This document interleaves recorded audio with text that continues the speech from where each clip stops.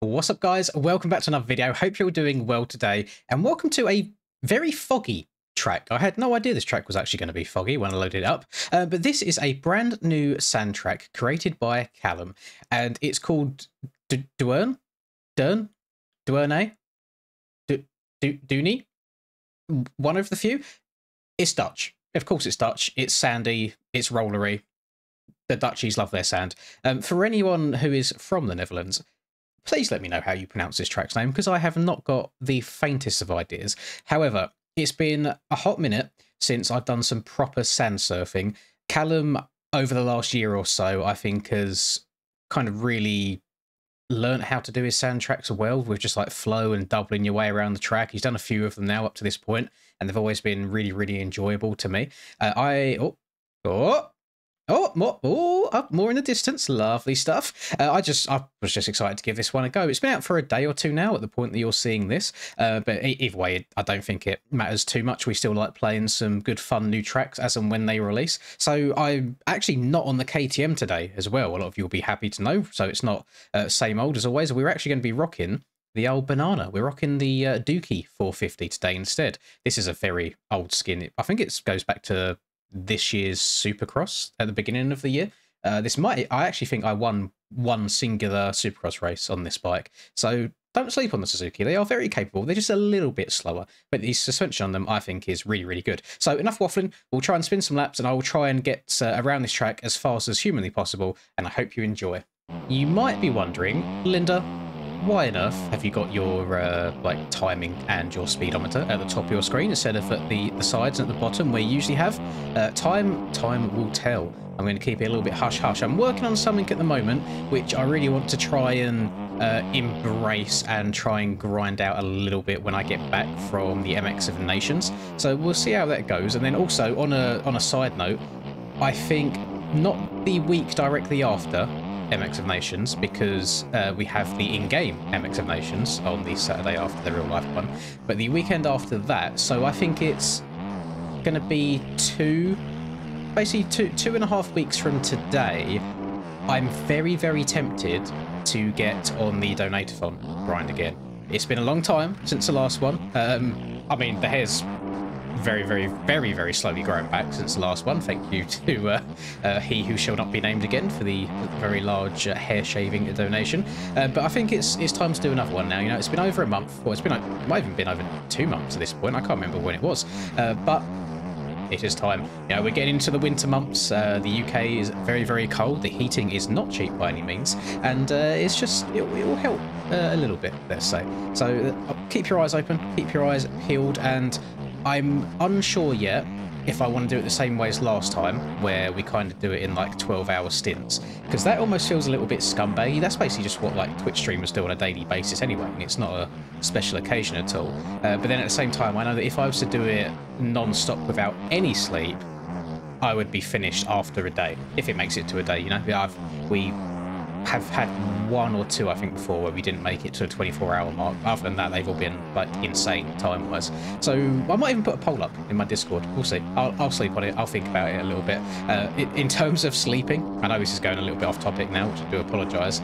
Me and Rusper have bought like fishing beds where they're just, you know, they're like that high off the ground, and just lay like a really thin mattress on top of it, and that will be what we're sleeping on at Nations, both together in the back of his van. Don't come a rocking if the van, no, other way around. Don't come a knocking if the van is rocking, if you know what I mean. But I'm hoping it's going to be a really fun weekend. I'm looking forward to it. You know, I don't socialise loads and loads, especially like living quite a few hours away from friends these days. So it should be a very, very fun weekend, regardless of what the weather is. I'm just going to take an absurd amount of spare clothes, so if I get rained through, then, you know, we've got some backups. But I'm excited to watch the racing. I'm very, very excited to just see the big boys in person. You know, I'm excited to watch Jet and Hunter and Eli, etc. I think it will be a really, really fun time all around. And it's nice watching all that go together. I haven't been to a Nations ever, now that I think about it. Yeah, I've never been to an MX of Nations in my entire life. How crazy is that? I've been riding motorbikes since I was about 10 years old, and I've never ever been to watch in person an MX of Nations. I think that just shows how unsociable I am. But I've got a good group of people around me these days that kind of push me out of my my comfort zone to try new fun and interesting things. So again, I said it in a recent video just the other day, but if you are going and you do bump into me, then by all means feel free to say hello. I like meeting new people. I like putting some faces to names. There was a bunch of people that I met at the Vets MX of Nations that I've obviously seen in game before, but had no idea what they look like in person, so that was a really nice experience as well.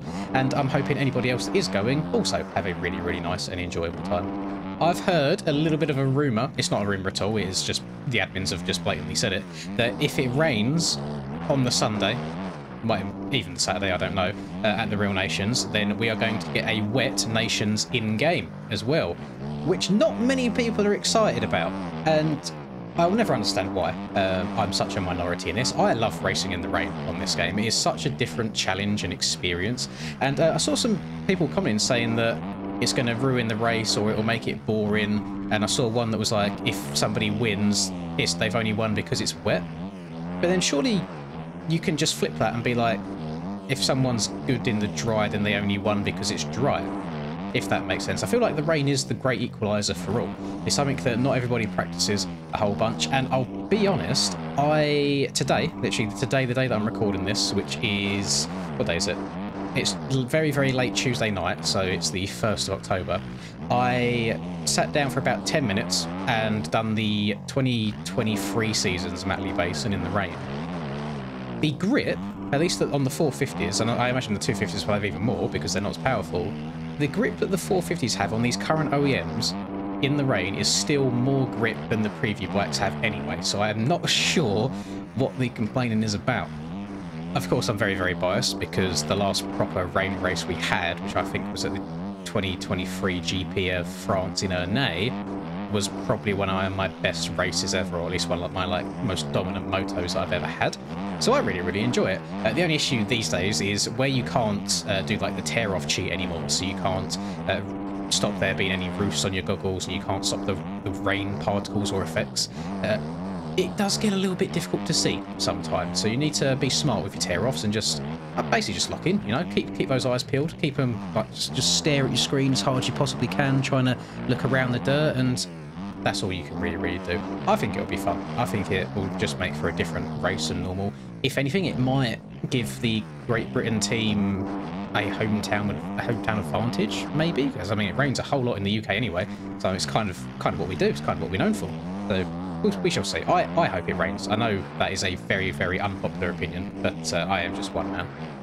I am absolutely just zoning out right now and just fully sending these rollers. Oh, the track is very straightforward, at least in my opinion, but I like sand, so again that could be another biased opinion. I really like sand in this game, going way back to when I first started learning it, right on the back end of beta 15 / beginnings of beta 16. There was tracks like Nico's 2013 Lommel, and did Nico also do... No, Nico didn't do Lierop as well. There's 2012 Lierop as well in the game, which was a track that I really enjoyed, and it was just those sort of tracks where back then as well, grip was insane back then. I think we might have even had more grip back then than we do now in current OEMs beta 19. But that times were really quick then, to the point where... And people had played these tracks so much because we didn't have like the kind of track building community that we do now, where people had grinded these tracks to the point where if you hit one roller out of the entire lap, not as perfect as usual, you would lose so much time to everyone else. Everyone had it absolutely perfect. The whole track was basically just Supercross. It was just one massive rhythm section of jumping from side to side, darting from left to right on the track to find the smoothest lines possible, and I used to really enjoy racing tracks like that. The only issue is, which is why I don't do them too much in public lobbies these days, is it's very easy to cheat on. What I mean by cheat is basically just cutting the track. Unfortunately, it's the same case in any game that you play. If there is a way to gain an advantage on other people, whether it's a massive cheat or a very minute one, people will do it. And I would rather remove any possibility of that happening than do it legitimately myself, then get beaten by people who are cheating a bit, and then get really frustrated by it. Because I don't want to be that person that just does it myself. And let's say you tune into a stream and you just see me low lining off the side of the track everywhere, not actually racing the track, it's probably not the best viewer experience in the world. So yeah, that's why I usually don't do them. Lierop is a much bigger culprit than Lommel. I'm pretty sure you can miss 90% of the bumps on the entire track at Lierop just by riding up on the banking surrounding the track. Example of this is if I was to land here, let's say this whole straight was whooped out, I could just ride here up on the banking and just it'd be perfectly smooth and miss them all, which obviously is a hell of a lot faster because your wheels are staying on the ground, you're not jumping up and down the whole time, and you're just going straight forwards rather than up in the air. So I wish we had more tracks like that, to the extent where it is so brutally rough but still so quick at the same time, but then built to like modern day standards, to where it's been really thoroughly checked and like timing gates and cuts are really strict. And I think that to me would make some of the most interesting to play tracks in the entire game. If you are newer to the game and you find yourself struggling on some of the more up-to-date sand tracks, then I would definitely recommend giving this one a go. This one almost feels like an entry to sand, because you could ride through this whole track just bouncing off of every single sand roller without any sort of rhythm and still be okay. There wouldn't be a risk of crashing there. But if you do then get a little bit faster, you can see I'm like doubling my way through the straights, trying to carry as much speed. Jinx myself. Trying to carry as much speed as possible through the corners and just trying to search for the smoothest lines. I mean, I'm sure there's a limit to how high you can ride up on this bank, for example, and then jumping from left to right here to make this as much of a straight line as possible. Trying to jump in at the top of this rut to miss the bumps out in the bottom end of it. Got to remember to send this bad boy because I keep coming up a little bit short on it. That is a big old tabletop. It doesn't feel like there's a proper definitive landing on that. It's just you kind of land into rollers, so it's just send it as far as you can and hopefully you downside one of them. Is there a nice roller to downside here? No, this is just a normal single into this corner. Sometimes you get kind of single rollers like that into turns and you get to downside a roller into the corner and then you kind of sit down as you land, get on the power. It's really satisfying. So kind of get your ass up out the seat as quick as possible to get over these bumps. You go downside this, little tyre taps here and there. That as well, another reason why I love sand tracks is every now and then you'll find just a cheeky little tyre tap, and it has got to be getting a tyre tap right in this game, I think could be the most satisfying feeling out of anything. You know, you can get some good scrubs, you can get some good whips. I mean, hit like quadding out of a corner in a supercross section is pretty satisfying too. But getting a really nice tyre tap where you lean back at the right time, you lean forwards at the right time, your back wheel just clips it, and then you like pitch the front end back down to land it afterwards. It is absolutely beautiful. Poetry in motion, I would say. Really enjoyable. You see now, I'm getting a flow going. I'm doubling my way around the track. We're kind of pre-jumping jumps a little bit off of rollers. Did not downside that bump particularly well. You can kind of send jumps like this as well and try and downside rollers if you really wanted to. I would recommend staying up on the pegs as much as possible. I feel like that's a given. Sometimes you can kind of like sit down if you're just landing on the downside of a roller, kind of jumping here from right to left, up on the pegs again. Just helps the suspension work as best as it possibly can underneath you.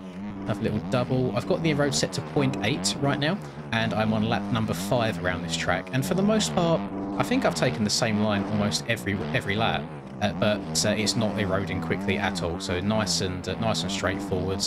I missed out the horrible lump that I hit last lap, which caused me to crash. So kind of learning from my mistakes as well. The Suzuki, it is more on tracks like this that you do notice the lack of power compared to like a KTM or a Husky per se, but it's still a very capable bike. And what it does lack in power, a lot of the time it makes up for on the suspension and the handling. If you are your average Joe and you play the game casually, you just like hop into public lobbies and having fun with friends, it really wouldn't be an issue to you.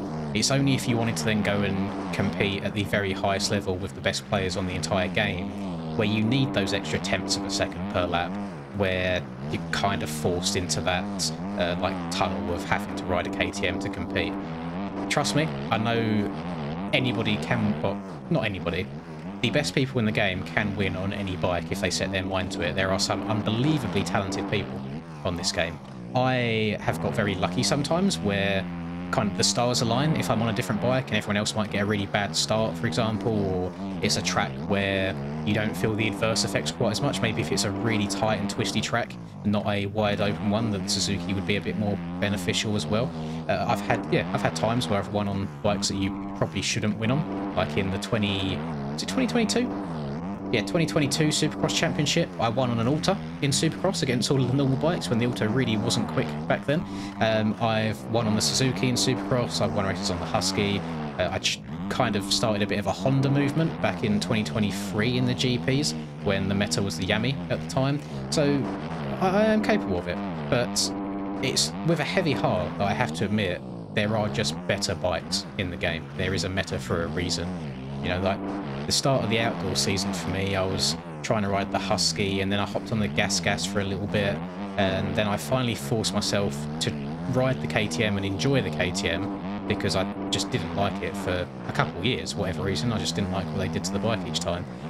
Once I finally got my head around it, that's when the wins started coming in, that's when the whole shots started coming in as well, which is probably the most important part of an entire race. So yeah, KTM OP. We'll see. That does actually raise an interesting point of whenever the previews get finished and the new OEM pack releases, I wonder what the new meta will be, or will it just be a case of the KTM is still on top and all the bikes are just a bit slipperier, or are they going to go down the route of maybe doing some manual adjustments to the bikes? Because real world values are great. Like, they give you a good reference point, they probably feel quite a lot like the real bikes in terms of their power compared to others. But it is a game I would love to just have more competitive machines. I really wouldn't mind if they went down the route of, hey, even though this KTM has more horsepower than the Suzuki, let's just bring them in line with each other, fudge the numbers a little bit to make them both have the same amount of power, but then let's just leave their like chassis and pivot points the same so they handle a bit different and the suspension is a bit different. Then people can just find a bike that suits their riding style and they're not forced to just ride the fastest one at the competitive level. I like the idea of that. It's definitely not that simple in practice. There's far too many moving parts for someone who is as low IQ as me to possibly understand. But there's an idea. I thought I'd throw it out there, and I'm very interested to know other people's ideas as well.